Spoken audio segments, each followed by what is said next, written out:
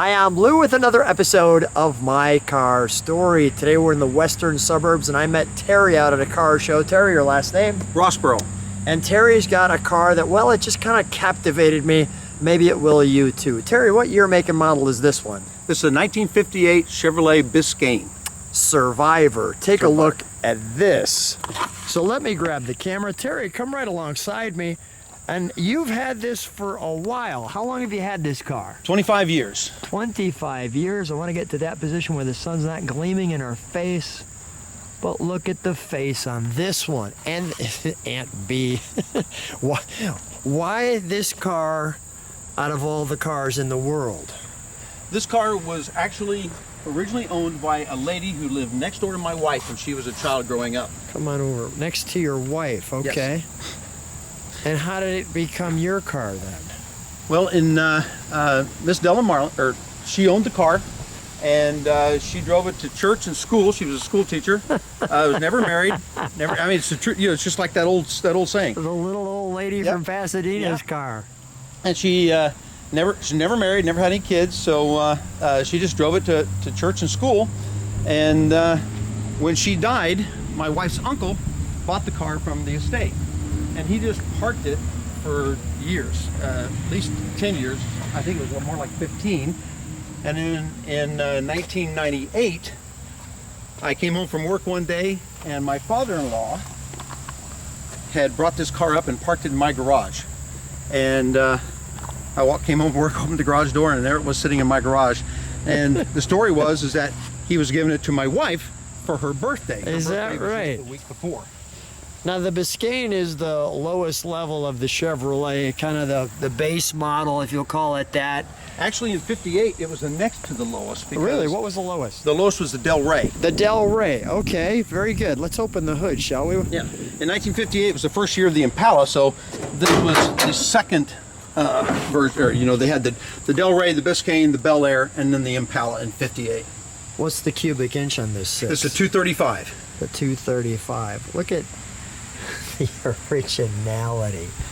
Yeah, there's. I mean, outside of mechanical repairs, there's. It's just like it was.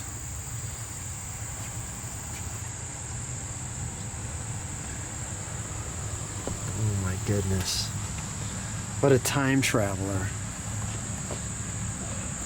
The single barrel. Single barrel. Oil bath air cleaner. Yeah. Still surviving words on there. Wow, single. Don't get in front of us, right? I mean, master cylinder looks like it's ready to blow. Lots of room to work on here. Yes, there is. Oh my goodness! You could almost stand in the engine bay and work. Right. Super easy to work on, right? Yes, it is. We've got the dual horns. That almost seems like an upgrade. And then look at even inside here, how original that looks. Isn't that great? Notice they put that one piece in there so the metal wouldn't bounce off it. Wow. Just want to take that in for a moment. Now, I think that somebody could tell me, I think there was actually a 2-carburetor upgraded 6 option. I've seen that on a 55 Chevy, so I'm sure it would have been the same for 58. But there was the 235 with the single carb and the 235. Obviously, being this level, it's a single carb. Let's fire it, shall we? Sure. The other interesting thing about the engine, Lou, is you look around, you will not see any oil filter on this car. There was no oil filter on this 235 in 58. I didn't even think about that. Yeah, there isn't. And they have a Venturi tube over on the other side that you can see coming out of the crankcase. Show me. And then as you drive, this little Venturi tube here, as you drive, the air comes by there and it's supposed to suck out the harmful gases out of your crankcase as you drive the car. So you have to change the oil more often, or? Well, I mean, with a classic car, I don't drive a lot of miles in it, but I do change oil almost every year, whether it needs it or not, basically. Okay. But yeah, it's interesting when if you go to any place to have them change, you say, look, there is no filter. And they look at me like I'm nuts. I say, no, there is no filter. And they don't believe me until they open the hood and they look around. So obviously oil goes in there. There's a nut on the bottom. Oil comes out. Oil comes in. That's it. Yep. That's amazing. Wow, all right, that was a good piece of information. Thank you for sharing that. I would not have even thought about that if you didn't share that. All right, let's fire it up.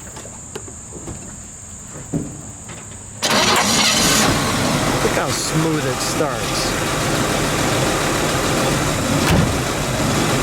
That 6 was a good engine. Yes, it was.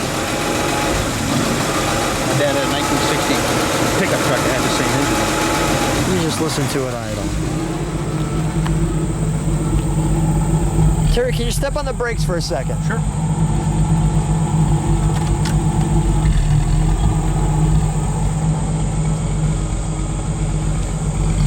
Give it a little rev.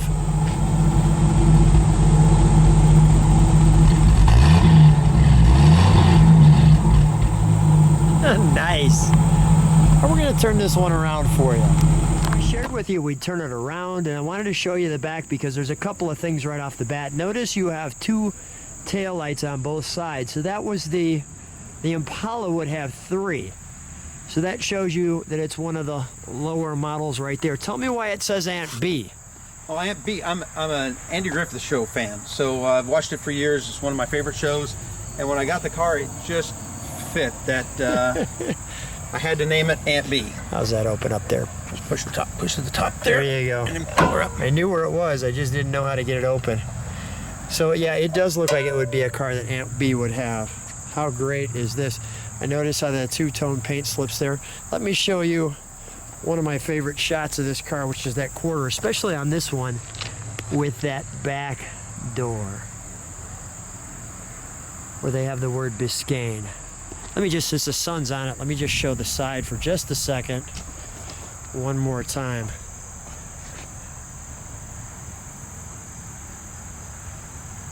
That's just great.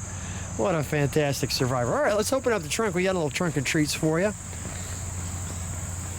Really surprised how clean that Chevrolet emblem is, too, on the trunk. That's nice. So this is obviously over the, what do you call that, the visor. Sun visor, yes.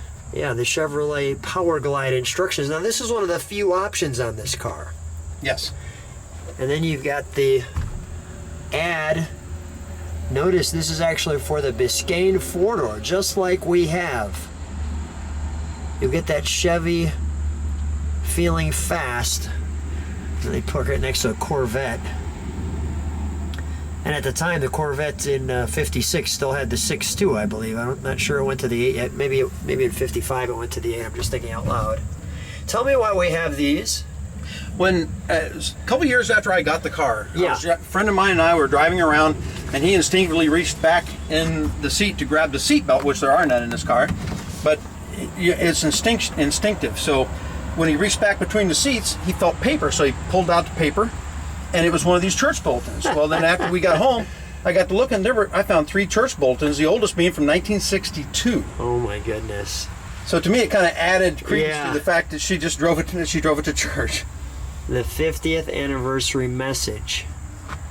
She just drove it to church. And this is the original one, so I'm being super careful as I go through this.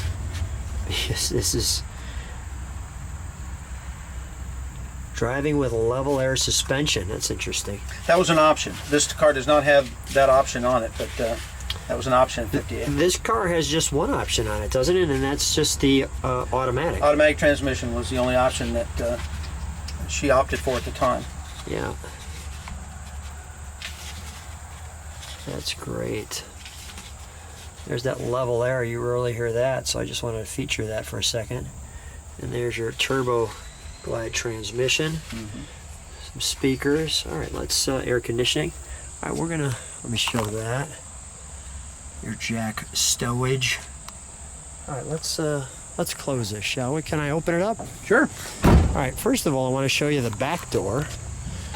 So we've got your back door, and that's actually, we've got a cover on the front seat, but that would be your material, so I want to feature that.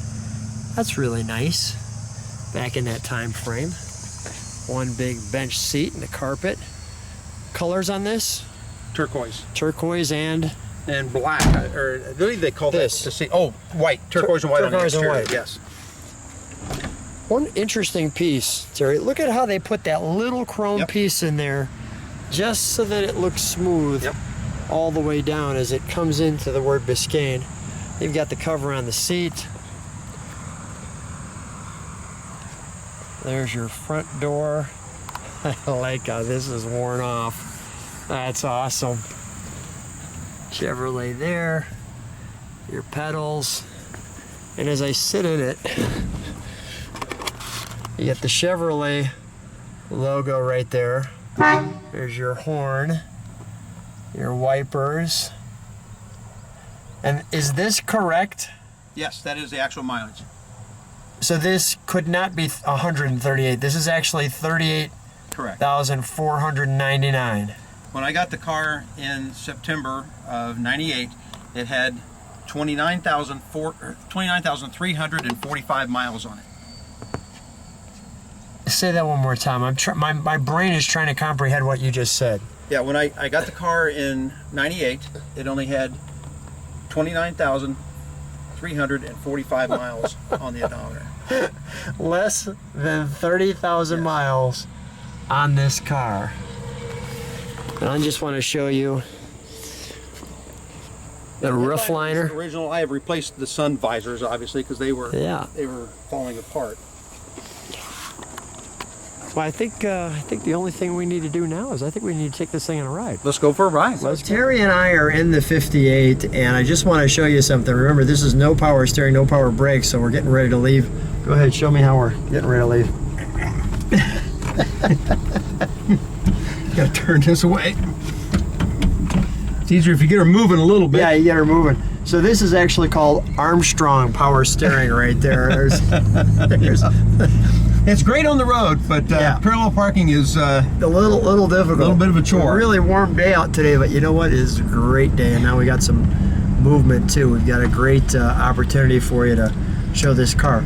So now that you've had this since '98, you obviously baby it too. I mean, it only has 10,000 miles in almost 25 years. I remote store it right now. I only have it at my house 4 months out of the year.